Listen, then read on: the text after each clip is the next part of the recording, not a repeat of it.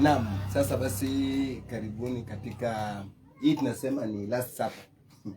Last supper hii ni tofauti, manake bado tutakuja kukutana baada ya kufanya mkutano ambapo umefanikiwa kabisa hapa Sikalame. Sasa leo unayemwona hapa ni Pastor Alex ambapo ndiye mwenyeji. Tumesema tukuje tumalizie na hii last supper. Na sio kwamba Yesu wakati alikuwa karibu aondoke.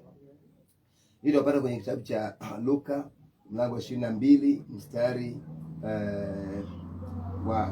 wacha tuanze mstari wa wapi? Mstari wa 7. Ikafika siku ya mikate isiyotiwa chachu ambapo ilipasa kuchinja Pasaka. Akawatuma Petro na Yohana akisema, nendeni mkatuandalie Pasaka tupate kula. Wakamwambia, wataka twende wapi? Akawaambia, tazama, mtakapoingia mjini mtakuta mwanamume akichukua mtungi wa maji. Mfuateni mkaingie katika nyumba yake, katika nyumba atakayoingia yeye, na mtamwambia mwenye nyumba, mwalimu atuambia kiwapi chumba cha wageni nipate kula Pasaka humo pamoja na wanafunzi wangu. Pasaka ni wakati ambapo Yesu alipokuwa anaagana na wanafunzi wake. Mstari 13, wakaenda wakaona kama alivyowaambia, wakaiandaa Pasaka. Hata ilipofika aliketi chakulani yeye na wale mitume pamoja naye. Unajua hii tunakula Pasaka ama meza ya Bwana. Zamani haikuwa hii kikombe kidogo ambao tunakunywa kale kadogo. Na haikuwa chapati hii yetu ambayo tumekatakata ndogo. Ilikuwa ni chapati nzima. Kwa hivyo ilikuwa ni chakula, ilikuwa ni sherehe, inaitwa last supper.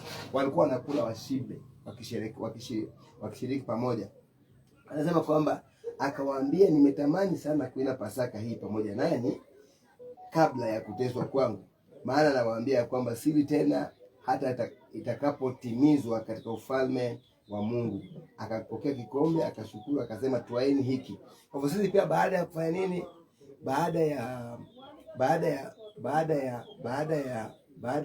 Baada ya mkutano uliofanikiwa vizuri sana, ndio tumefika mahali hapa ili kwamba meza ya Bwana ni kwa sababu ya kukumbuka kifo cha Yesu. Akasema akapokea kikombe, akashukuru, akasema, twaeni hiki mgawanye ninyi kwa ninyi, maana nawaambia kwamba tangu sasa sinywi mazao ya matunda ya mizabibu hata ufalme utakapokuja.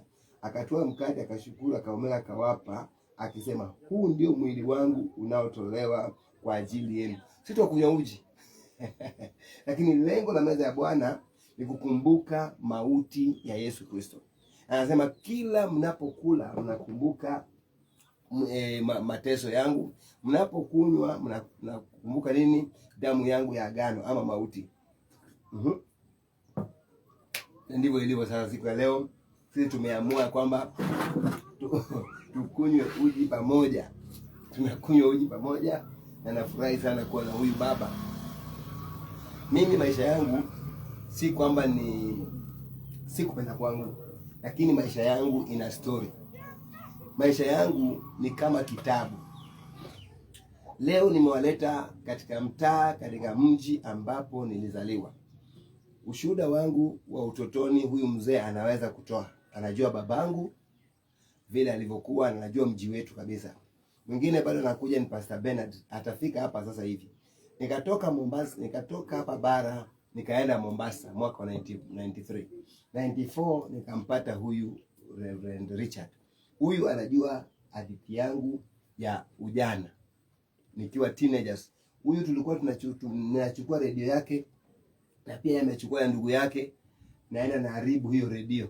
Maana tulikuwa tumepata, tunanunua cassette CD in the Christ Ambassadors. Ukisikia nikiimba, mimi ni product ya kanisa ni product ya timu inaitwa Christ Ambassadors ikiongozwa na Sami Upingo. Wao ndio walikuwa wa kwanza kutengeneza hizo nyimbo ambazo zina non-stop. Walikuwa wanaimba shangwe haleluya, shangwe haleluya wakati huo. Sasa tulikuwa tunanunua cassette. Alafu naenda kwa mtu mwenye redio, unamwambia bana, niko na kaseti kangu hapa, si uniweke.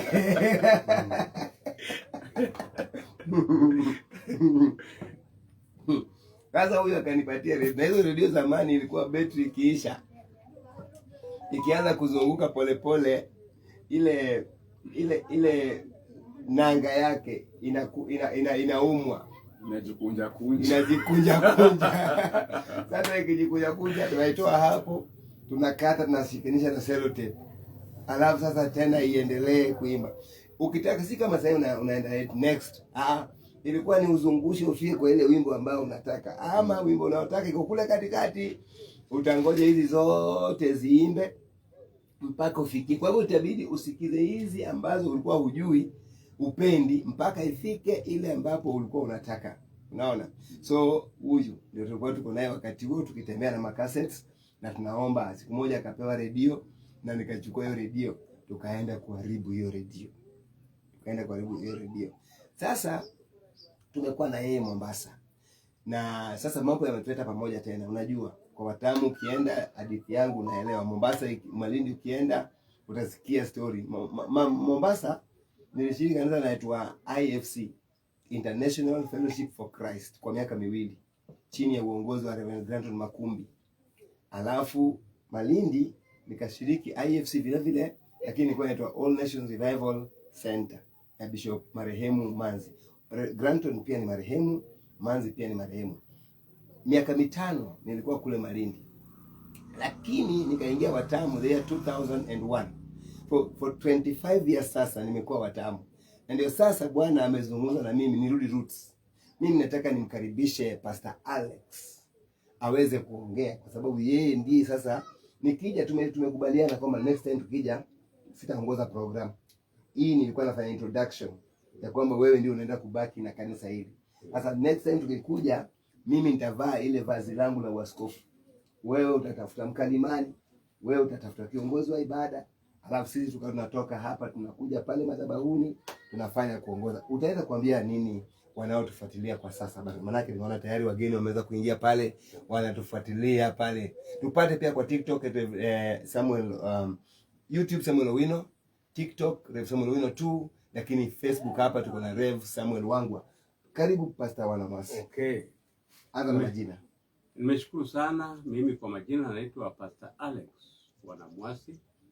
Mimi ni mwenyeji wa hapa na Kristo ni mwokozi wa maisha yangu. Nashukuru sana kwa ajili ya mchungaji Reverend Samuel ambaye anazungumza nanyi.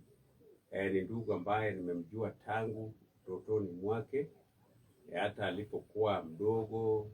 Waliosoma nao jana walikuwa natuambia kwamba yeye alipokuwa shuleni hakuna siku ambaye alikuwa chini ya namba 5. Alikuwa anaanzia 1 na 5, hakupita hapo. Kwa hivyo alikuwa mwerevu wakati wake wa udogo alipokuwa anasoma.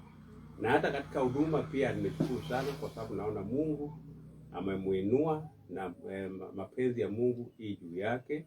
Mungu ana malengo yake ili aweze kutimiza.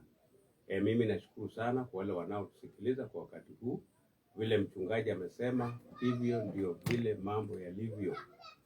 Tayari tumeanzisha kanisa hapa jana, ambaye ni kanisa ambaye tunataka Mungu aweze kujidhihirisha mahali hapa panaitwa Sikalame. Sublocation inaitwa Iro West sublocation, na hapa Sikalame ni center. Kwa hivyo nimeshukuru sana kwa huduma ambaye Bwana anataka kuanza kufanya pamoja nasi mahali hapa. Kwa hivyo hata mchungaji atakapokuwa upande wa Mombasa, nami najua kwamba atakaporejea atapata mazao au matunda ya kile ambacho alikuwa amepanda hapa. Kwa hivyo sina mengi la kusema, bali nasema Bwana awabariki sana tunapojumuika pamoja katika Bwana na pia katika huduma. Amen. Labda huyu mtumishi wa Mungu tulipokuwa tukiongea jana, Mungu akamnenea ya kwamba siku moja huenda tukawa na stesheni ya runinga ya televisheni. Sasa na ukiwa mtu wa television inafaa ukiwa unahoji uwe na mambo mengi ya kuongea. Mimi wakati ambapo nilikuwa niko hapa nyumbani, tulikuwa najua ilikuwa inaitwa Siaya District. Alafu tulikuwa kwenye South Ugenya location. Yes. Lakini sasa niliporudi sasa hii nimesikia hapa inaitwa Wasea County. Yeah. Nimesikia hilo. Ilikuwa ni hilo sub location. Yeah.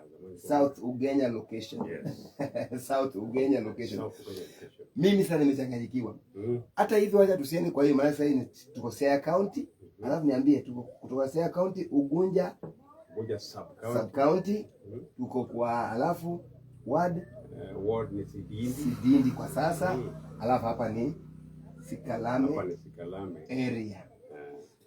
Niambie kwa ufupi, hii jina Sikalame labda umejua asili yake? Kama ulijua labda. Okay. Asante sana. Kile ambacho najua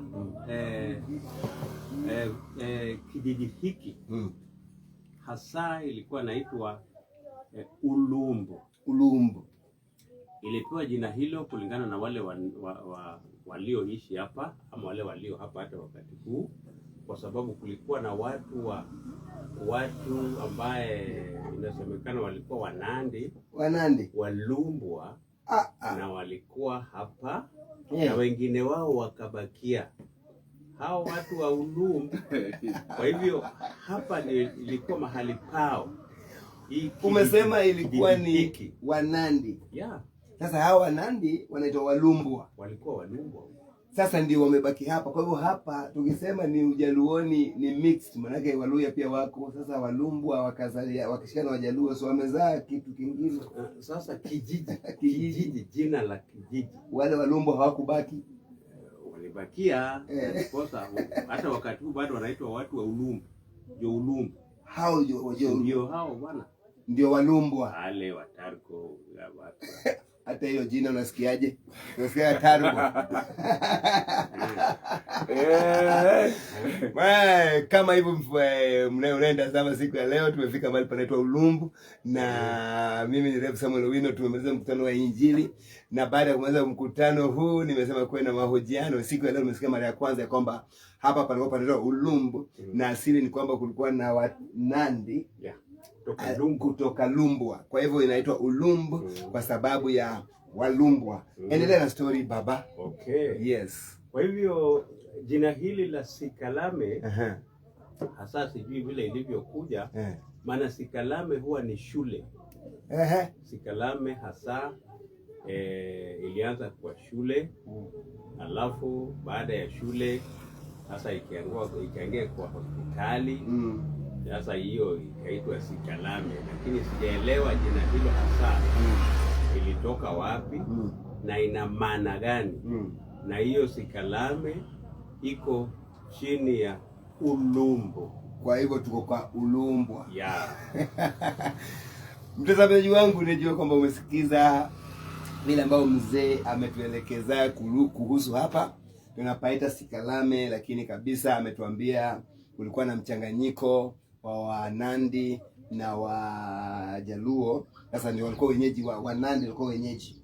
Ndio kaitwa Ulumbu kwa sababu ya Walumbwa. Hasa nikiongezea kidogo, hao watu Wanandi zamani walikuwa wametukaribia. Na hao ndio walikuwa wale wanao pigana na Wajaluo. Na hata maboma nyingi wakati huo ungepata kama hili boma limebeba watu wengi. Na labda mazingara ya boma hilo ni shimo. Walikuwa na chimba shimo kubwa ambayo mazingira hiyo boma kama mtaro, ili mtaro ili hao watu watakapokuja na wakiingia kwa hii njia na wasijue kuna shimo huku nyuma ndio imezingira hii boma yote, watakapovamiwa na kufukuzwa na waanguke shimoni kisha wauawe. Basi wao ambao walikuwa maadui ya Wajaluo waliokuwa na wavamia na kuiba ng'ombe yao walikuwa ni hao tu Walumbwa. Wanandi au watu wa Walumbwa hao walikuwa wametukaribia. Sasa walipokuwa wametoroka na wengine wakabakia, na hapa pakawa mahali pao.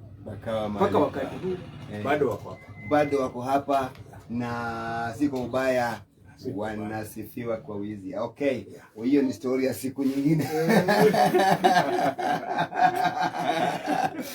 Nadhani kwamba umeweza kujua hiyo maneno. Mtazamaji wangu, ni kwamba nilikuwa natengeneza hivyo ndio uelewe. Sasa basi sisi tumeshafungua kanisa hapa Sikalame, na itakuwa inaitwa Sikalame Center of Grace. Tumeamua kuja kukunywa uji. Nafikiri sio ile uji ambapo baba Raila alikuwa anakunywa na Uhuru. Hii ni uji yenyewe. Unaona? Uji wenyewe ndio huo. Tunakunywa uji wenyewe. Hii uji imetengenezwa na nini kweli? Nafikiri imetengenezwa na mahindi, mawele. Ndio, mawele. Okay. Kama si mawele na ni mtama. Mtama. Labda kuna muogo pia kiasi. Ukituona tunakuwa na nguvu, mabavu. Watu tunakunywa uji ambaye imechanganywa mawele si sana, lakini mara nyingi huwa ni mahindi, mtama, wimbi na muhogo. Na hiyo inakuwa mtu anakuwa gangangari.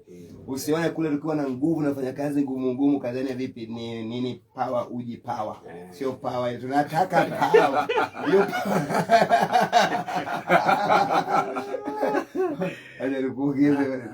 zilikuwa mbili tu. Okay. Power ya uji. Na leo ni siku yangu ya mwisho kwa mkutano tumaliza jana, lakini kuanzia tarehe ngapi? Tarehe 17 mwezi hiyo wiki ijayo, mwezi tuko mwezi wa 8. So tunamaliza wiki hii, sio? Kwa hiyo tarehe 17 tuko na crusade kule sehemu za Watamu, ikiongozwa na akina mama wa kanisa wa Grace Abundance Evangelism Center. Lakini ikitoka hapa mimi kufika siku ya wiki ijayo tunaanza maombi. Na baada ya maombi tarehe 6 tuko na mchango kwa ajili ya ujenzi wa kanisa. Headquarters zetu bado ziko pale Watamu, ndio kuna headquarters zetu, lakini huku tumekuja kufungua branch, na kwa neema ya Mungu tukapata mchungaji. Huyu mzee najua ushuhuda wake. Sisi sote nimekiwa hapa, wacha nikuhesabie. Nilipokuja hapa tuliingia kanisa linaloitwa PAG. Hiyo PAG huku mtu akija jambo jipya, hata hii yetu tukija tufanye crusade kubwa, wengine watahama, wanaanza kubadilisha kanisa lao itwe hiyo jina. Wakabadilisha hiyo jina, tukahama hiyo kanisa, tukaenda ile ilikuwa inaitwa Nazarene ikaendelea hivyo, wakabadilisha jina ikaitwa Maranatha. Kanisa moja hilo tu ikaitwa Maranatha. Hilo kanisa moja baada ya miaka 2 ikabadilishwa ikawa nini? Ikawa inaitwa Baptist. Ukisikia tangu mwaka 2001 naitwa Grace Abundance Evangelism Center.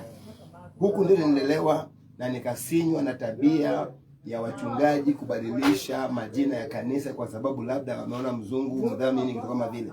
Ndio maana mimi ndio chanzo cha mimi miaka yote nimekuwa naitwa Grace Abundance. So nikiwa hapa bara nilishiriki makanisa 2 tu, lakini hii ya pili ikabadilishwa majina mara 3. Ilikuwa Nazarene, ikaja Maranatha, baadaye ikawa Baptist. So ndio nikaondoka nikaenda Mombasa. Kwa hivyo ndio tumerudi, na pale kwa mkono wake mwingine wa Pastor Alex, mkono wake kushoto kuna Reverend Richard Ogura, mwanangu mwenyewe, ambapo nikiwa Mombasa. Yaani kazi yangu inajitangaza yenyewe. Kazi ushuhuda wangu nimekwambia kama kitabu. Huyu anajua utoto wangu, anajua babangu alivyokuwa kabla babangu hajaokoka, anaweza toa ushuhuda ya babangu. Huyu anaweza toa ushuhuda wangu mwenyewe, maana yake ni mwanangu mwenyewe. Anasema hivyo Giriama, sio? Mwanangu mwenyewe. Nampa nafasi aongee machache. Sijui nasema nini. Mission imekuaje? Nilikuwa nakuja akasema Daddy tunaenda pamoja kwa hiyo kazi. Umeonaje mkutano? Kwanza acha nishukuru Mungu kwa nafasi ambao Bishop Samuel amenipatia kuweza kuongea pamoja na watu wote wanaotufuatilia kwa kawaida. Kwa jina langu kamili Kasisi Ogura Richard, nikiwa sehemu za Mombasa Watamu huko, sehemu za Mombasa Junda. Watamu pia ni kwako, neno Junda. Naona anataka nimhamishe Junda nimpeleke headquarters, maana akili yake namwambia nishahama. Niko Junda, Shomoroni. Hapo ndipo nipo, na nashukuru kwa maana leo hii mara yangu ya kwanza kanyaga sehemu za Siaya, na niko hapa pamoja na mchungaji Alex. Hapa ndipo kwa kina Bishop Samuel. Sasa huu ndio urafiki wa kweli na baba. Kutoka Mombasa na kuja mpaka nyumbani huko moja kwa moja. So kwanza hata nishukuru, mkutano umekuwa mzuri. Tena sana. Sijawahi kuona mkutano mzuri kama huu. Kweli kule Mombasa nalala. Huko ndio kuna kazi ya kufanya. Siku ya kwanza nimekanyaga mkutano ndio siku ya Thursday. Thursday ukanyaga kwanza tulikaribishwa na mvua nzuri. Ya kwamba tumepokelewa. Mbingu ilitupokea. Na baada ya hapo mvua ikaja vizuri na nikahubiri injili na hiyo mvua, lakini pamoja na hiyo tukamaliza vizuri na pia tukamuona Mungu. Siku ya pili kamwambia Mungu, sasa tumeshatukaribisha, sasa tupatie hiyo zalia, sasa tukaweza kuendelea vizuri na mkutano. Tunahitaji pia watu sasa nayo wakusikia habari zako. So kuanzia Ijumaa, Jumamosi na Jumapili jana tulimuona Mungu hakika akifanya kazi nzuri. Neno lilikuwa mzuri sana. Kwa waliokuwa wanatufuatilia, mnaweza kuwa mna ushahidi mambo haya, maana kweli tumekuwa na wakati mzuri. Watu wa Siani wazuri wanasikiliza Yesu, wanapokea habari hizi kwa makini na wako tayari kuhudumu pamoja nasi.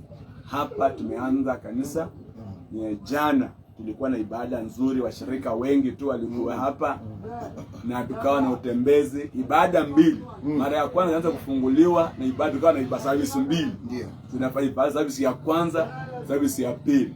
Kutoka pale tena tukaenda nao kwa mkutano wa nje. Tukawa na mkutano mzuri sana. Kwa hivyo hapa Mungu ametupatia siaya. Nami nikatamani ya kwamba iende ikawa tukitoka hapa sasa tunaingia Western. Tunaenda Western sasa. Hivi ndio tumehama Mombasa pole pole tu hivi. Bwana. Kwanza kumwa miguu pole pole. Nipeleka kwao. Sasa mtu ni kwao. Kwa hivyo watu wote wa Mombasa sana huyo. Watu wote wa Mombasa mtuombee na mtushike mkono. Lazima tutengeneze kote mambo yawe sawa. So katika nafasi hii napenda nishukuru pia mimi kwa ushuhuda wangu tu, kwanza mali tushikane na wewe mtumishi wa Mungu, tu tutafika mahali tumefika. Ndio kama nilikuwa wakati wa mwaka wa 94. Huo ndio mwaka ambao tuliweza, mwezi wa 9. Huo ndio mwaka ambao tuliweza kukutana. Wakati ambao ilikuwa napigia pale mwetu Sosiani video. Wewe mmoja kwa mko Mchokongoya, Maweni, kwa hiyo ni Sosiani video. Wakati huo nilikuwa bado mtu wa dunia sana, nilikuwa nafuta sigara, sahau, nilikuwa nakunywa pombe kiasi, mnachanga, simazi ndio kuonja na sigara yetu ile kubwa nilikuwa navuta, na nilikuwa na Otieno. Otieno nilikuwa mtoto wa landlord, anajua mama Goyo, babaka ya Vivian. Huyo anamjua vizuri, nao nilikuwa anamjua vizuri. Hao ndio nilikuwa nao, na ndio tutajia kwa vijana wote.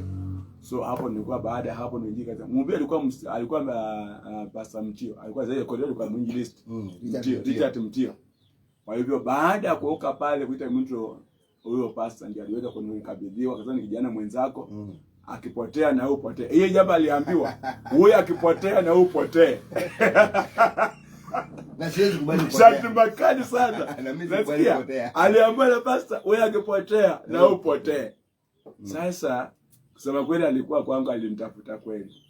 Na kutoka pale akawa rafiki wa karibu na akawa karibu kweli kabisa. Hiyo mshata aliyashika. So tukawa kanionyesha pia kwao, nikawa rafiki wa baba Saini marehemu anaitwa James Wangwa, alikuwa rafiki yetu, akawa yeye tudea, tukawa tunashikana na tukaenda pia na nikamwacha Fred ambao nilikuwa ndugu yangu mkubwa ambaye alikuwa anakaa naye. So tuliishi hivyo, na baadaye kunitembelea, kuniombea na kusimama nami na kunilea mikutano, kunifundisha kufunga. Mara ya kwanza tukafunga, kanifundisha kufunga kanisani. Tukawa na maombi. Wale ambao wanafanya vijana, baba ni baba. Mimi nilikuwa sijui kufunga, ndio nifungaga, lakini alinipeleka kanisani tukafunga. Tena siku nyingi tu, si siku moja. Kutoka siku ya Jumatano mpaka Sunday. Tukaenda tukalemewa hapo usiku, tukaenda kutafuta maziwa baridi. Hiyo ndio historia mazee. Kitu waambie sasa, leo tunafanya kuongea mambo haya. Njai katulemea usiku, siku ya mwisho, lakini nimechikaza siku ya mwisho kuamkia Sunday, Jumamosi. Usiku tena nimejaribu kupanga usiku. Kutoka Jumatano hatujakuwa kila tumejifungia ndani ya ofisi. Hapo kanisani hatujaenda tukaenda nyumbani, tumekaa hapo ndani kwa ndani. Njai katulemea mpaka ikabidi hapo sasa kwa maziwa baridi na tumefunga. Maji. Wanasema sasa tu kile chakula cha baridi kinadhuru mtu. Je, niwaambie ni uongo. Sisi msini neema ngine litubeba.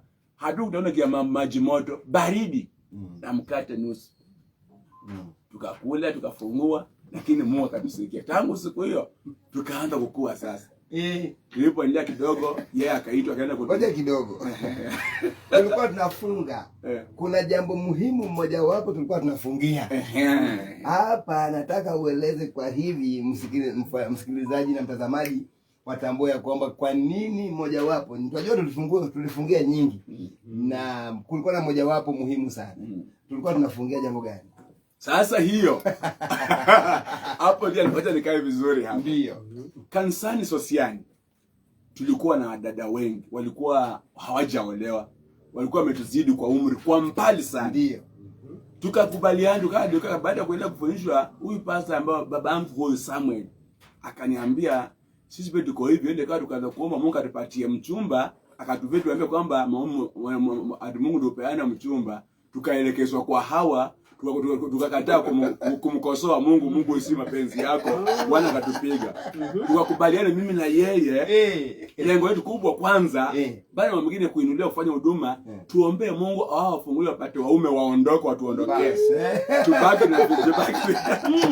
Tubaki vijana ambao tutashanika. Tulia hapo mtazamaji wangu na msikilizaji. Kulikuwa na wasichana ambao ni vijana, walikuwa na miaka 35, wengine 40 na hawajaolewa. Sasa sisi tukasema kwamba itafika wakati ambapo kwamba tunataka kuoa. Tukasema sasa itakuwa ni aibu, na kanisa ambalo kwamba tulikuwa tunaabudu majority walikuwa ni Wataita na Wakamba. Kwa hivyo kama ungeweza kuoa Mtaita, wewe harusi yako haingesimamiwa. Ungeangaliwa tu hivi kwa macho. Kwa mfano hata huyu alipotaka kuoa, harusi yake haikusimamiwa vizuri. Ilikuwa lazima wewe uwe utaoa tu Mtaita. Sasa tukasema na hawa Wataita na wengi ni wakubwa, wana miaka 30 na sisi tuna miaka tu. Wakati huo mimi nilikuwa na miaka 19.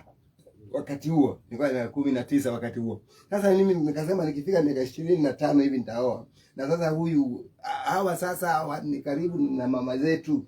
Kwa hivyo tulienda tukafunga na kuomba ili hawa the senior youths, the senior Bwana awaondoe kwanza ili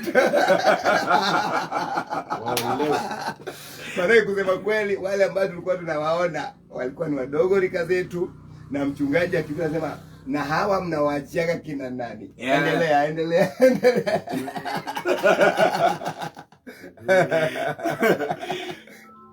Sasa hiyo ndio shida hiyo ndio chanzo kubwa cha kuwa na maono kwa ajili ya kufunga maombi yetu ya kwanza, na tulikuwa tunafunga kwa ajili ya Aede. Na by the way, Mungu ni mwaminifu. Mungu ni mwaminifu. Kweli, Mungu ni mwaminifu. Sasa niwaambia kwamba tunapopata moja mmoja ile watu wa Mungu wanapoomba, Mungu anawasikia. Kwa hiyo wakati ambao tulichukua hiyo maombi tukaomba, Mungu akafungua njia kwa dada yetu mmoja ambaye alikuwa pale kwa Juliana, akapata Dominic Duka, akaolewa, akapata katika ile njia process ya maombi. Hapo ndio Dominic Duka, Juliana akaba Dominic Duka akaenda akamchumbia. Tukawasimamia harusi yake, akaenda ni mmoja kwa wale wazee. Kuna mmoja pale alikuwa kwa Diana. Pia alikuwa mmoja wale wazee, na Mungu ambariki mahali yuko pia. Tukaendelea kumuombea pia, Mungu akafungulia njia pia, akapata mume wake pia ukambani kule. Akaenda. Na wengineo ambao hali ile sini ambao tulikuwa tumeogopa. Wengi tu ambao hao ndio bado nawakumbuka wamefunguka wakaenda wote. Na pia sisi tukasimamia ndio kama Pedi Boys, sasa kama watoto wadogo wa kusimamia kumsindikiza kienda kwao. So Mungu alijibu maombi yetu. Amen. Sasa ikabidi kaendelea pia kwa pasa Bishop Samuel sasa akawa ameenda zake Malindi. Mimi nami nikabaki pale. Kwanza bibi nikachumbia kidogo pale Taita. Na mmoja nilikuwa nimemchumbia pia pale Moya, lakini baada jina lakini aliniogesha baba. Karibu alioga. Karibu niache wokovu. Lakini unaonaje umeshalipia mtu mahali bado kwenda kutangazwa tu uchumba peke yake, hapa nakwambia anakuacha tunasikia utaoa mke mwingine. Haikuwa jambo rahisi. Kweli niachwa baada ya kwa, lakini sasa mali uko pia kwa sababu Mungu akata karibu mwingine. Endea siku nyingine. Hiyo aje tuachie hapo. Lakini hata mimi pia mnajua kwamba nilikuja nikachumbia mzungu na wiki mbili kabla ya harusi hiyo ikaweza kufail. Na tu kufa tuko hai. Kwa hivyo wewe kama umeachwa ama harusi imefail, hapo kunafundisha kwamba usije ukavunjika moyo ukakunywa sumu. Tuko hapa. Imagine harusi ya mzungu. Wiki mbili kabla ya harusi walikuwa wameshaanza kufanya mazoezi ya uimbaji na kushona manguo, ikafeli. Aibu unaficha uso wapi? But here we are, bado Bwana alitupatia wake wazuri, tunawafurahia, we don't regret. Hatujuti kwa sababu ya kukosa yule aliyemkosa, hatujuti kwa sababu kukosa mzungu. Mimi nitafurahia kwa sababu wale tuliopatiwa ndio walikuwa ni ubavu wetu na wanatusaidia sana. Samahani, endelea sasa kwa sehemu ya pili ya huduma vile ambapo tumeanza. Okay, asante. Hiyo sehemu ya pili ya huduma, tunashukuru Mungu kwa baada tulipokuwa pale alibada ndugu pasa kunilea. Sasa bishop wangu kunilea, ambaye nimeshasimama nimeanza kuhubiri, yeye akaenda kwa Bishop Manzi Malindi. Maana tulikuwa wiki ile ingine ndio tuje hapa ndio tuhamie huko. Malindi, tulikuwa Malindi. Huyo mama Bishop alikuwa pastor Bishop Manzi. Tulihubiri tulikuwa na kongamano kwake.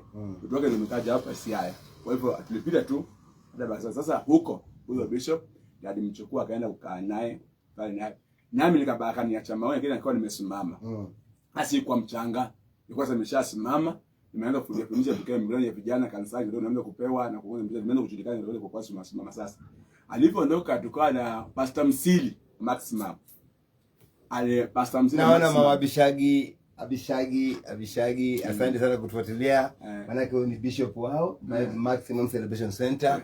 Huyo ndio tulifanya naye huduma pamoja wakati wa miaka hiyo, tukafungua kanisa mahali panaitwa Kiembeni. Na ukisikia naimba nyimbo za Kikamba, mtumishi wa Mungu Bishop Musili alinitembeza kule kwa kina mke wake panaitwa kule wote sehemu za Mumbuni. Mimi nimeenda mpaka kule pamoja nao. Kwa hivyo wananijua vizuri sana. Siku moja nikihubiri open air, nilishangaa gari nzito limekuja polepole likasimama hapo Timboni. Nilipoona akifungua dirisha nikaona ni mama mke wake Musili ananisalimia. Kwa hivyo tunajuana na wao vizuri, na ile hadithi wanaongea kila wakati. Walifungua kanisa na Reverend Richard, wacha aeleze. Nimeona mama Bishagi Jilo, asante sana mama pastor. Sasa wacha aendelee na sehemu hiyo tukiendelea. Asante. Sasa huyo bishop huyo, nashukuru sana kwa pastor huyo pastor Mark ambaye aliweza kunilea wakati huo mwingine. Basi baada ya kutoka akaitisha mkutano, akaja Maweni, akazungumza na Reverend wao alikuwa na Grand Makumbi, akanipatia anataka neno fungulie kanisa sehemu za Maweni. Kumbuka wakati alikuwa mshirika wa JCC, lakini hawakuweka kumpatia hiyo chance. Lakini alipokuja Maweni akaomba kibali cover kupitia kwa Grand Makumbi ambaye alikuwa reverend wetu, na hapo ndipo aliweza kuchukua, hapo ndipo aliweza kufanya nini, kukubaliwa, na tukaenda Kiembeni. Tuenda vijana wengi sana, akatoka kama team tukapiga mkutano pale Kiembeni, na kwa hivyo kanisa lilikuwa linaanza. So tukawa na ibada kwanza pale, baadaye akarudi. Mimi nikajisikia kaomba anatamani baki Maweni ili nimsaidie huduma. Tulikuwa vijana wengi, kwa mimi nikabaki, akawa ameomba mimi mwingine anaitwa Mwangoma, mwingine anaitwa Shedrack, mwingine alikuwa anaitwa kwa mimi na Shedrack, alafu na kuna mwingine anaitwa Christine. Tukaitwa tukabaki na Christine na Sabina kwa pale Joyce. Tukabaki pale kijana na wasichana. Lakini baada nilipoenda pale tukaendelea nao muda kama mwezi mmoja, miezi miwili. Akatoa mama mke wake alikuwa anafanya kazi sokoni. Kaanza vitunguo nini hapo. Sasa ilikuwa na kipa sasa alikuwa anafanya hapo. Tukaanza kwenda door to door evangelism, tukaendelea vitu tumesimama. Lakini katika hali ya Kiembeni tukapata watu walikuwa wachache kidogo. Walikuwa kaanza kupungua baadaye Bwana akamtuma mtumishi wa Mungu aende akamtoa Bwana akampa maono makubwa, akampatia maono makubwa. Nashukuru Mungu. Na akaniita akaniambia, mimi pastor, mimi naona sitaendelea kuja huko. Nashukuru Pastor Msili. Bishop Msili, Mungu akubariki sana. Mungu awabariki. Na sio leo door to door evangelism mtendo nifanye kule Kiembeni. Uliniambia huko nifike, ukaniambia wakati kwa matatu tunaregea. Ndoka juu kaniambia, sasa pastor wewe hautakuwa hapa, lakini unaniachia huduma mimi niendelee. Ukaniambia unaenda Nairobi kuangalia njia zingine. Hapo ndipo alienda kwa Pastor Mwiru, Maximum. Hata mdanoko ulivyo kufanywa chochote noko ulinialika nikaja pale, tulikuwa pamoja. Yes. Hapa. Okay, twende sasa safari nyingine. Ikatoka Kiembeni, kaenda Chuda. Sasa nilipotoka Kiembeni pale Chuda. Hapo nilikuwa sijaoa. Asante. Kanisa likaanza kuongezeka. Watu wakapungua, nikabaki watu kama watu 5. Lakini kaona kama nitaacha hawa watu ambao wamevumilia mimi muda wote, nitakuwa resource nitadaiwa nani? Kwa vile baba alikuwa amenifundisha roho ya uinjilisti ndani. Nikaanza kunakatoa pia mimi nilikuwa na shughuli zangu, nilikuwa napata mapato. Nikashikilia wale watano, nikaanza kunipenda, nikafalia nao moja kwa moja dodo kuanzia Monday to Sunday, Monday to Sunday, Monday to Sunday, Monday to Sunday, Monday to Sunday, Monday to Sunday, mpaka tukafika wakati ambapo tulifanya nini? Tukafika wakati ambapo kanisa liliendelea kukua. Watu wakapanda tena kutoka watu 5 mpaka watu 20. Sasa kwa ufupi time kata kwenda kwa kutoka pale akasema ya kwamba hawezi acha watu 5. Watu 5 hawezi acha. Kwa hivyo wakaongeza kwa 20. Mpaka 20. Lakini ilipofika pale mbele ikabidi watu wazima. Watoto walikuwa kama 10 na kitu hapo. Ndio sasa pale hajaoa. Nikaona wakaanza kuniita pastor, nikaogopa kuwa pastor. Nikaenda Maweni, nikarudi kaka Maweni headquarter. Nikamwambia nataka walipe mzee mmoja pale. So kulikuwa wazee wengine pale. Ilikuwa Jimmy alikuwa bado mzee, Dominic alikuwa mzee na Mwakoi alikuwa mzee. Sasa wakaniambia hao watoto wanataka nani? Nikamwambia yeye mnipatie yule bado kufanya naye kazi. So baadaye akaanza kunipatia Mwakoi. Kwenda pale kwa muda huo Mwakoi baada ya kuenda kwa mimi watu wamenizoea, maana mimi nimeelewa mpaka kufika pale ni hapo. So wakati wanabiri watu wanafurahia, sio nini nilimuingia baadaye akaona kama nataka kumpindua, akanipeleka Maweni kufanya kesi mara ya kwanza, mara ya pili. Nikaona si vyema kufanya kazi ya Mungu. Nikaamua kurudi headquarter nimwachie Kiembeni. So nilivyo kaa pale kwa siku ya harusi ilikuwa kule. Nikamwambia Bishop wewe marehemu gani alikuwa hajakufa. Kaambia sasa wewe utakuja utabaki hapa. Nikamwambia mimi nitatansia kubaki hapa niachie ili mambo ya kesi mimi sitaki. Nimwachie aendelee kwa mimi nibaki ndio hapa nyumbani. So siku ile ambayo nasema kwamba nabaki pale Maweni headquarter, tulikuwa na baba yangu mwenyewe wakili ambao Richard Mtio. Akaniambia mwanangu nakujua utabaki hapa. Tuende Juda tufanye kazi. Hata akaniomba tena pale nikatoka pale nikatena Juda. Juda pia neema ikaongezeka kule naye. Tena yule pia naye hakuweza kuakana. Watu kaongezeka, pia kama mtakuja kumpindua tena. Tena akaanza kusema si vyema kwa nifanya. Nikamwomba si vizuri. Huyo Bishop wangu Samuel baba yangu akaniambia sasa usikae chini, mwito wako sio kukaa chini ya mtu. Fungua huduma. Anza. Kwanza tuendelee hapo kidogo. Ni kwamba mimi imani yangu siamini katika hali ya mtu kuzuiwa huduma, na pia siamini katika hali ya mtu kuvunja kanisa la mwingine. Kwa hivyo wengi waliokana mimi nikiona mchungaji wako unamuona kama hafai, unajua kumliko, wanakuambia usitangatange makanisa. Toka wewe umeshakuwa mwanamume, nenda ufungue kwako. Ndio maana yeye alipotoka Maweni tukaenda Kiembeni, akarudi Maweni akaenda Chuda. Baadaye nikaona pia haviwi kamwambia chukua mke wako, anzisha huduma. Na hivyo ndivyo nilifanya. A good leader knows the way, follows the way and teaches the way. Yani kiongozi mzuri hujua njia, hufuata hiyo njia na pia hufundisha hilo njia. Ndio mimi pia nilipokuwa na Bishop Manzi miaka 5 nikaona kwamba havishikani, niliondoka nikaenda kufanya huduma Watamu, kufungua kanisa kama mimi. Mtazamaji wangu na msikilizaji wangu, niliomba jana ili mvua inyeshe, mvua ya maharagwe. Na kama vile alivyokuambia kwamba tulipokuja siku ya kwanza mvua ilinyesha. Sasa hii kule nje na unaona imeanza kushika giza hiyo ni mvua inakuja, na mimi nasema hiyo ni mvua ya maharagwe inakuja. So tuendelee safari yako ya huduma. Tusikilize safari ya Reverend Richard Bura ya huduma tukifupisha, maana giza inakuja sasa hivi. Basi akatoka Maweni akaenda Kiembeni, karudi Kiembeni akaenda Chuda, akatoka Chuda kwa ushauri wangu, nilikuwa mshauri wake, nilikuwa ndiye mlezi wake kiroho, akafungua kanisa. Nilimwambia afungua mahali wewe na mkeo na watoto wako. Kwa hivyo akaenda kuanzia kanisa kwa ufupi pale ulikuwa Kadongo kadhalika, alafu ndio karibu Junda, ili kwamba tusonge na mbele katika hatua nyingine. Karibu. Asante. Tukawa selebari ndio kutoka pale nikaongea na mke wangu, nikamwambia sasa mimi naona hata tena kupigana vita tena vya nini hapa, vile nimeshauriwa na niliyokabidhiwa kama nilikuwa naokoka ni kwamba nishikilie na nisikie sasa nini nifungue kwa huduma. Mimi na msanii kwenda tena kule watu waangalie mahali tuende. Na ni kweli huduma zote 3 za mtu mmoja ilikuwa IFC. Kumbukeni leo ameruka kazi nyingine. kutoka IFC ndio IFC, nikaenda IFC ikafunguliwa IFC Kiembeni, nikarudi IFC Juda, yote IFC. Sasa nikaambia nifungue huduma. Ajabu ni kwamba nilipomwambia pastor wangu hasa ile nifungue, nataka kufungua huduma, aliniambia wewe bado hujafika. Msisumuko ndio uko nao. Tulia kwanza chini. Ndio juma na amesha nikanyagia, siwezi kufanya mambo yote kanisani. Niambia hapana, si msisumuko, anambia alikataa kunikusimamia kabisa. Mimi nikatoka na mke wangu. Sikubeba mshirika wa mtu. Nikawa kwa darasa hapa kwa Bible Synagogue, shule ya kwanza ile kwa Mshomoroni. Kwa pale hiyo shule ikaja katika maombi mengi, kumbe wenyewe alikuwa na majini. Akatoa mwenyewe akatuambia, mwanangu, ilikuwa mnalipa vizuri, lakini miungu ya baba yangu hii shule ilikuwa ya shehe.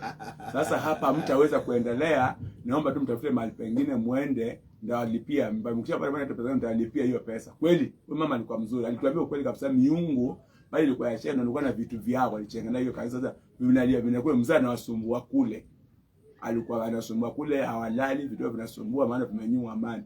Na akabisha kapata kama ndio makanisa mengi, lakini yangu yeye asema hii yako hii hapana. Kwenda akaanza kunilipia mahali, nikaenda mahali pengine kulikuwa kwenye kona, toka kabanda kwa nyumba. Tulikaa pale, wewe ndiye akajenga, tena kaenda kwa shule nyingine pale ikauzwa. Sasa nikapata kwa hall mahali ambapo nilikuwa. Sasa kutoka pale, nilitoa Mshomoroni, sasa ndio karibu area inaitwa Junda, na hapo tumejenga madhabahu makubwa. Tuna kanisa kubwa. Sasa tuna project ngapi? 3 sasa hii tunafanya kazi. Hiyo ambayo ndio tatabu sasa. Bwana ametuongeza. Tuna vyombo, tuna uwanja, tumeshajenga mahali pazuri, vyuma chini na juu, na makana mpeni tuko nazo. Kwa hivyo tunashukuru Mungu mahali tumefika kufikia hapo na kujenjekea. Sasa tumeanza kutoka nje. Kwa hivyo nilisema kwa nimekuja hapa Mombasa, nimefika hapa, nimefika Siaya, tunarudi nyumbani. Ndio tunafunga kule huduma imesimama. Hatujashindwa na kazi Mombasa. Hapana. Kazi imesimama. Hajatoroka sisi. Sasa hivi tunashiriki kwa kuwapigia. Nashukuru washirika wangu wote. Nimewaambia kwamba niko hapa, nimekwama, kile ambacho ulikuwa unanitumania kidogo kidogo nimepokea. Mungu awabariki. Kanisa inaweza kunisimamia, waweza kunilipia kitu kidogo kupeana. Wajua baba hayuko. Najua mmekuwa na harusi. Mungu awabariki sana kwa kusimama nami, kwa kuniruhusu pia nihubiri Siaya. Tena nitakuja kuwaomba Western mruhusu pia nifungue kanisa nyingine kule kwa umri ambao nimebaki. Ngine kwa mgeni maandalizi ya Western ikifika pia ninaomba msimame na mimi watu wangu. Na watu wote wanaotufuatilia tafadhali, tumeamua kurudi mimi na baba narudi nyumbani. Tukitoka hapa kesho. Sasa hivi bado niko Siaya. Ruhusu nimalizie hii. Malizia, endelea. Sasa hivi tuko Siaya. Tumeanza mkutano jana. Mkutano mzuri. Sasa leo tulikuwa tumekaa na familia, mama na kikaa na tumepiga naye story kwa asubuhi, tumekula, tumekunywa, kuku zimekufa. Ili tuishi. Bwana kuku zimepoteza uhai ndugu yangu. Hapa kuku zimelia. Kuku zimekufa ili tuishi. Kuku zimekufa ili tuishi ndugu zangu. Kuku zimekufa. Hata sukeniona mnaona kidogo. Naona hii. Nimekuja nimekula kuku baze. Tena za kienyeji, tena za kubambana. Hapana. Sasa nilikuwa hapa leo Monday. Kesho Mungu akipenda asubuhi mtuombee neema ya safari pia. Mimi pamoja na Bishop Samuel tutateremka nyumbani Western. Hapa sehemu za nyumbani pia kuna ndugu zangu ambao tutazidi kumuombea, tumemchukulia maombi na moja na mama tumewaombea. Kesho tunaenda kukutana na wao pia tufanye na wao maombi nyumbani tuwaombee pia. Alafu baadaye hapo Bishop ataweza kurejea tena kwa mapenzi ya Mungu. Sasa hapo tutaweza kwa tena yakirudi hapa kwa pia tutembee kwa pamoja. Lakini magari imeacha atapewa zawadi huko, mimi nazopewa zawadi kule pia. Itakuwa vile gari za tisa kwa inapiga vitu tuende tuachania pale. Lakini Mungu akipenda neema yangu safari ikipenda tutatoka Thursday. Hapo maombi yangu mniombee Thursday na kile ambacho nilikuwa nanitumania. Asante, Mungu akubariki sana. Thursday ndio tutaondoka. Fikana saa tutakutana huko sehemu ya Friday, lakini nitakuwa nimechoka. Wiki ijayo natangaza, wiki ijayo Junda nzima na wale watu na marafiki zako ninaingia nikiwa na revival the coming week. Niko na revival na maombi. Ninataka tuende tumuite Mungu aonekane. Tukimaliza hiyo tunaanza kwanza mzoeano ya mkutano ya injili sasa nje. Kwanza kuvuna sasa. Jumamosi na Jumapili Mungu akitusaidia tutakuwa tunatoka hivi. Mwanzo kujiandaa. Hii nimesema Mungu ameweka ndani yangu. Nimeona hadi Mungu amefanya huko. Niweke msingi wa dhabiti huko. So revival kwanza, maombi kwanza, tupate nguvu kutoka hapo sasa wiki nyingine ndio kwa mkono ya mkono yetu ya injili. Mungu awabariki sana na muone wakati mzuri. Tunahitaji pesa. Kwa hivyo hata sio kunitumania njiani ya soda. Mungu awabariki. Asante Bishop kwa makaribisho yako. Asante sana. Kwa wale wote ambao mmekuwa mkichangia mikutano hii, hatungeweza kuwa na mkutano wa kufana kama sio nyinyi. Mimi siku ya kwanza mvua iliponyesha, na kila mvua ambayo imenyesha mahali hapa, sijazoea kumlaumu Mungu, sijazoea kumuona shetani katika maisha yangu. Nimeapa na nimerudia ya kwamba sitamuona shetani hata akija yeye mwenyewe. Unajua duniani humu waliokutana na shetani wachache tu, ni watatu, ni wawili, wacha niseme ni wawili. Wa kwanza kabisa ni nani? Ni Ayubu. Yale aliyopitia, shetani alienda kuomba ruhusa, akamwambia kama wewe unajua kama mtumishi wako Ayubu nampenda sana, nipe ruhusa nikamgonge. Unaona leo naongea na wewe ambao umezoea kumtaja shetani kila wakati. Jambo ukikungua mguu, shetani. Ukisijua unaja shetani. Shetani akija bwana wewe chunga. Manake Ayubu alipoteza watoto wake, alipoteza mifugo, akawa mgonjwa. Mwingine tunana shetani ni Yesu.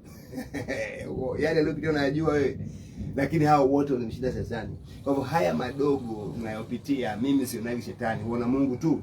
Kuna mwinjilisti mmoja mchanga ambaye wakati alipoanza kuhubiri mvua ikaanza kunyesha, akaenda akawacha kuhubiri akisema kwamba huyu Mungu ameniacha. Maana alikuwa amewaambia watu kama mimi ni mtumishi wa Mungu kweli mvua itasimama, na mvua ikanyesha. Sasa alipokuwa kule amelewa, siku moja bwana mmoja akaona mtaroni, akamuuliza, mtumishi wa Mungu, mbona wewe unalewa? Mtumishi wa Mungu akasema, usiniite mtumishi wa Mungu. Alafu yule mzee akamwambia, wewe ni mtumishi wa Mungu, unajua Mungu wako alivyoniathiri. Siku ile ulikuwa unahubiri pale, nilijaribu kukuroga, alafu urogi kashindikana. Nikapanda mlimani nikaenda kuhakisha ubani, nikawakisha moto. Huyu Mungu wako, kama sio ile mvua ambao huyo Mungu wako alileta akazima moto wangu na ubani, ungekuwa umekufa. Huyo Mungu wako alinikosa sana. Hivyo basi mimi mvua ikinyesha nikihubiri sio ni shida. Labda kuna mtu kawasha ubani, amewakisha moto fulani ya kishetani ili kwamba aroge maisha yangu, haribu mkutano wangu. Sasa Mungu ameacha ile mvua ili kwamba azime ile moto wa yule mtu ambaye anajaribu kuzuia. So mimi mvua ikinyesha huwa nashukuru Mungu.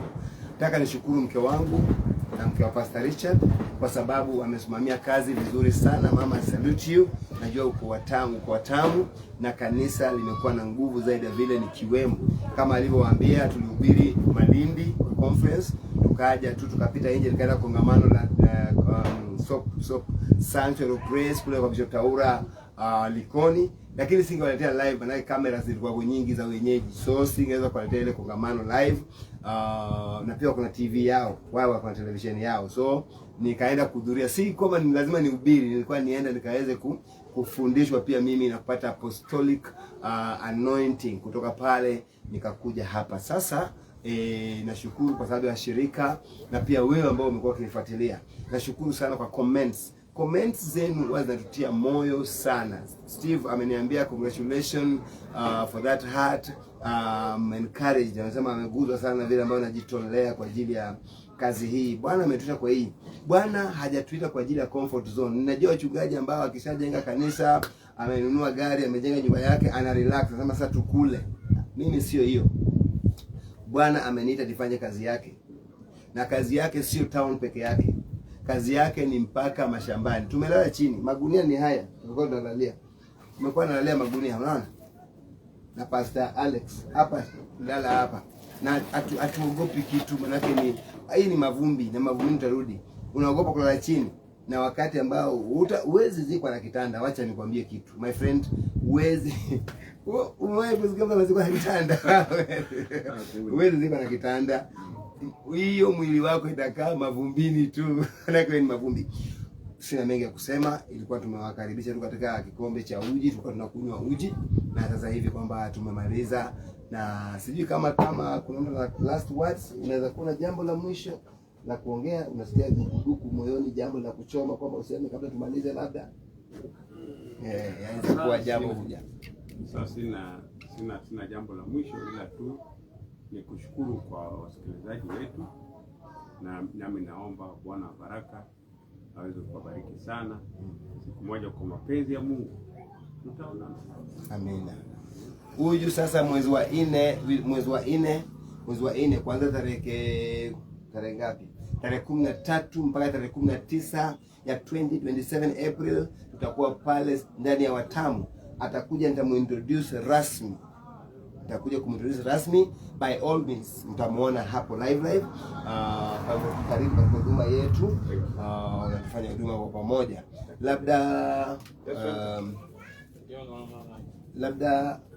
Labda Richard, ungependa kusema jambo la mwisho? Asante sana Richard, labda na jambo la mwisho. Langu ni kuwashukuru sana watu wetu, especially pia mama mke wangu, napenda nimshukuru sana kwa kazi kubwa ambayo amefanya.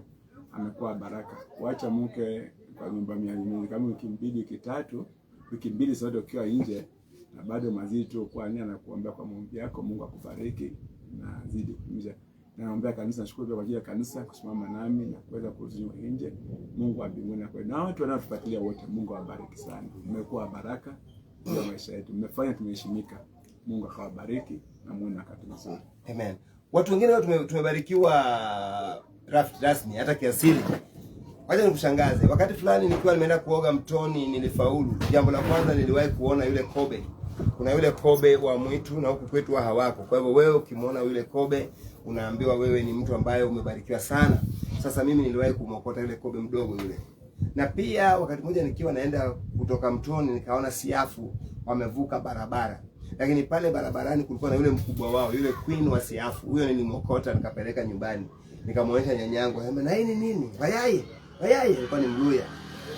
Ni shina. Nikamwambia, "Hii nimekuwa naona siafu na nikaona huyu mkubwa katikati ndio nimechukua." Nyanya akaniambia kama ingelikuwa zamani leo tungechinja kondoo. Na huyo kondoo ni kwamba wewe ni mbarikiwa. Na kama vile siafu huwezi kuona mwanzo wake mahali wametoka na mwisho wake pale wameenda. Hivyo baraka zako ni zile baraka ambazo hazina mwanzo wala hazina mwisho. Hazijulikani mahali zinatoka na mahali ambapo kwamba zinaenda. So mimi literally I'm blessed. Maana Biblia pia husema kwamba yale ambapo macho hayajawahi kuona nyinyi mtaweza kuona. Yale masikio hayajawahi kusikia nyinyi mtaweza kusikia. Hivyo basi ndio nasema kwamba baraka zangu na huduma ninayofanya ni continual. Ndio nimesema next week but one tunaanza street gospel kule Watamu, na tarehe 25 mpaka tarehe 29 ya November tunarudi hapa tu kufanya reinforcement. Hivi nilikuwa nimekuja tu kufanya survey ili nikaweze kuweka miguu. Sasa nimeweka miguu na tumepata hapa ndio tupo. Hakuna kitu kinaanzaga juu. Kinachoanza juu kwenda chini ni kaburi. Kaburi ndio huanza kuchimbwa juu ikienda chini. Lakini iwe ni gorofa ngapi, hiyo lazima ianze chini kwenda juu. Kwa hivyo sitishiki. Richard amekuambia alifungua kanisa yeye na mke wake na watoto. Mimi nilifungua nilikuwa sijaoa.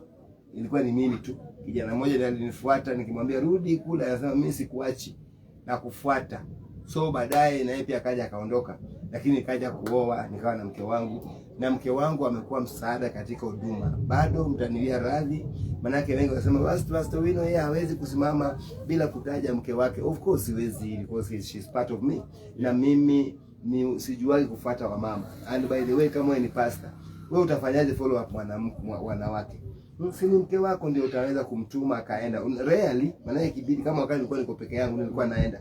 Lakini wakati mke wangu alikuja, niliondoka katika kufanya follow up wa mama, na mama mke wangu amefanya kazi nzuri sana ya kutembea pamoja na wamama. So ndio maana huduma yangu imebebwa na wamama. Sasa ndio nashukuru Mungu, nilianza huduma kwa peke yangu, mke wangu akaja, na baada ya kuwa na mke wangu tumepitia magumu vile vile miaka 12 bila mtoto. Hiyo nikikwambia hivyo najua hiyo ni nini bucket, kifurushi yale ndio pitia. Unaweza kujua tu mchungaji ameoa miaka 12 bila mtoto, unajua tu yale masaibu nilipitia, na yeye mke wa mchungaji miaka 12 bila mtoto, unajua tu hicho kifurushi. Hiyo nikisema siwezi maliza leo. Lakini mimi pia nikiwa kijana anataka kuoa, baada ya wiki 2 uchumba imeharibika tena ya mzungu. You can know kile ambacho nimepitia katika maisha haya. Kwa hivyo nikifika hapa nikianzisha huduma, mimi siogopagi kitu. Yaani mimi ndio mchungaji ambaye sijalingi na siogopagi. Nikiamua kwenda ni kuenda. Hatuangaliagi nyuma. Tuna moyo kama wa Caleb na Joshua. Maandiko yanasema na Caleb na Joshua walikuwa na moyo mlio tofauti. Jana wakati wengine wanasema watu hawako, watu mimi na katika ulimwengu wa roho, wale watu 10 walisema eti tumeona majitu na walituona kama mabanzi, na sisi ndio tulivyojiona pia sisi kama mabanzi. Lakini Joshua na Caleb wakasema hapana, Mungu ameondoa kifuniko kwa wale watu, tunawashinda. Kama wakati watu wamefanya mkutano hawakuokoka mtu alikuwa wawili watatu, kwangu mimi ninaona tu umati, naona mji umekubali. Hii ndio timu ya Joshua na Caleb, ambapo tutaweza kuangalia eti hatuangalii, hatuenendi kwa kuona, tuenenda kwa imani. Basi tumemaliza mkutano wetu na tumeruhusu mvua itanyesha sasa, na Bwana atapokea utukufu. Mungu ni mwema. Utukufu wote imrudie Yesu Kristo na Mungu Baba yake kwa kutuwezesha kuhubiri katika maeneo haya. Tunatoka hapa na Reverend Richard, naenda kujua kwao siku ya kesho, lakini pia tunaenda kuangalia mji. Pia hiyo ni survey. Tunaenda kuwa wapelelezi wa mji, na ataniambia vile Roho atamuongoza ili tufungue kanisa kule sehemu za Western. Wa Pwani kusema kweli inahitaji mtu support. Maana mimi kwa miaka 32 nimekuwa na nyinyi huko Pwani nikifanya kazi ya Mungu pasipo manunguniko, katika mateso, katika kudharauliwa, kudhalilishwa, kudunishwa, yote you can name them. Kwa hivyo watu wa Pwani, you have every reason to support this work. Of course, Mungu ana kila sababu ya kusupport kazi hii, kwa sababu inaitwa nini? Replication. Kurejeshea. Unajua kama una mke wako na anakuserve vizuri, kuna wakati ukimnunulia ile nguo nzuri, ile replication, yani unapalilia kile ambacho kwamba kinakufaa. So sina mengi kwa siku ya leo, na pia nimekuwa na mengi tumekuwa na mengi kwa sababu ya tunaona mvua inakuja na pia time zinaenda. Tulikuwa tumetarajia kuona Pastor Bernard hapa. Mliona kwenye picha nimesema the team that invaded Sikalami. Kawa na Pastor Alex, kawa na Pastor Richard Obura, kawa na Pastor Bernard Chien, ni Mr. yeye ni mwalimu, na kawa na mimi hapa. So alikuwa awe hapa, ameniambia anatoka haraka akuje akiwa shule, leo shule zinafunguliwa. So nilitarajia angefika ili akaweze kutoa maneno mawili matatu, lakini kwa bahati nzuri ama kwa Mungu anajua hajafika kwa sababu ambazo labda hatuwezi kuelezea kwa sasa. Ningeongea, mimi wanasema kwamba nikiruhusiwa kuongea naweza kuongea mpaka kesho asubuhi, because niko na neno la kusema. Niliwaambia tuko na watu wa aina mbili. We have two types of people. People who have something to say and people who have to say something. Umeona? Number one person, a person who have to say something. Number two, a person who have something to say. So I am a person who have something to say. Na maanisha nini? Mtu wa kwanza ni yule ambaye akiambiwa aongee, anaongea kwa sababu ameambiwa aongee, hata kama hana la kuongea. Lakini mtu wa pili ni yule ambaye ana jambo la kuongea, hata kama amenyamaza. Watu wanajua ukimuuliza Pastor Samuel, unajua Richard anaita Samuel, wengi wanajua Wino. Huko naye anaitwa Sami, huko anaitwa Sam. Sasa anajua Samuel pale amenyamaza, lakini ukimwambia ongee, ana jambo la kusema. Kwa hivyo nina jambo la kusema mchana kutwa, usiku kuchwa, maana mimi mzungumzaji. Jana tu wakati nilikuwa naongea hapa na Pastor Alex akaniambia, mbona Bwana ananionyesha kwamba, aliniuliza, ananiambia unajua Mungu akiongea kwa mtu wewe unamuuliza kama yeye huwa anafikiria vipi. Nikamwambia kwani kuna nini? Akaniambia umewahi kufikiria kufungua channel yako ya TV? Nikamwambia mbona unauliza hivyo? Akaniambia okay kwa ubaya, lakini mimi nimeonyeshwa kama una channel ya utakuwa na channel ya TV. Nikachanganya. Kuna siku moja rafiki yangu Atiang kutoka Kisumu, nilikuwa tunahojiana wakati wa pandemic, akasema ulisomea hii taaluma ya wanahabari lini? Unaona sasa. So really kama utakuwa na Pastor Bernard naye amefika, kwa hivyo unataka kuja hapa sasa aongee peke yake pia. Amefika, umesikia pikipiki imeguruma. Sasa okay. Akaniambia kama utakuwa na channel ya televisheni lazima uwe na maneno ya kuongea. So naamini Mungu ya kwamba kama ni mapango ya Mungu basi nitakuja timia. Lakini kusema kweli hata nikipewa channel radio naweza kuongoza. Kijana anasema jata chenro. Anya lobe ndo jata chenro. Naweza kuwa mwendeshaji wa kipindi. Mr. Bernard, naona utakaa hapa mahali ambapo nilikuwa nimekaa, alafu ongee machache pale nilikuwa tunaongea. Karibu kae pale. Asante sana. Karibu katika Grace Network TV. Asante sana. Basi huyo uliomuona ndiye Mr. Bernard Ochieng mwenyewe. Huyo sasa mambo leo ni kamili. Huyu sasa ni mwanafunzi mwenzangu. Tulisoma pamoja kuanzia darasa la ngapi? La pili mpaka darasa la 8. Na siku hiyo tulikuwa tunasoma pamoja, tukafika darasa la 8, mmoja akatuambia eti wewe nyinyi mnajifanya tu mwaka huu hamuoni kitu. Na tukawaambia tuongoje, saa hii ni first term. Tungoje ifike second na third term uenda mkasoma namba. Na kuambia third term ile ilipofika walisomaga namba. Sasa nimewaambia hawa watu ya kwamba mimi hapa nyumbani Pastor Wanamwasi anajua tangu utotoni, na wewe tumesoma sote mpaka darasa la 8. Na nilikuwa nimewaahidi kabisa ya kwamba utakuja ili uongee machache, pia wasalimie na uongee kuhusu mkutano ule wa jana vile ulivyoona na unawashauri nini. Karibu. Asante. Nashukuru sana Pastor Wino.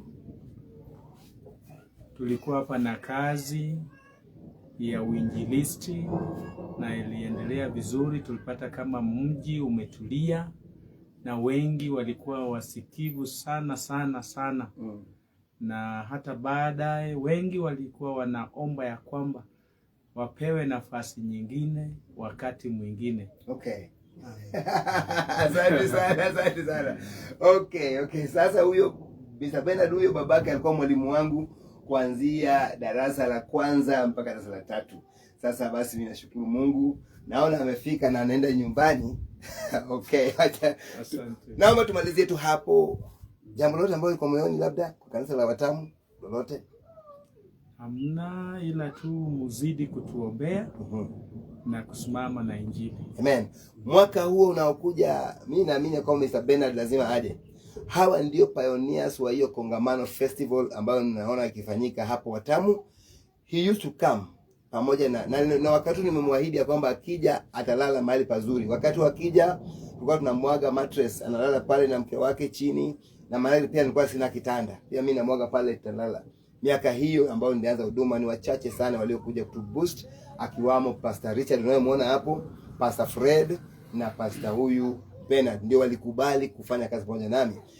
Maaskofu wengi walikuwa hawezi fanya kazi na mimi kwa sababu nilikuwa sina pochi la kutumana type ya pesa kila mwisho wa mwezi. So waliona kama kufanya kazi na mimi ni kupoteza wakati. But this brother, a friend in need is a friend indeed. Mla nawe hafi nawe ila mzaliwa nawe. Amen. Mungu akaweze kuwabariki. Amen.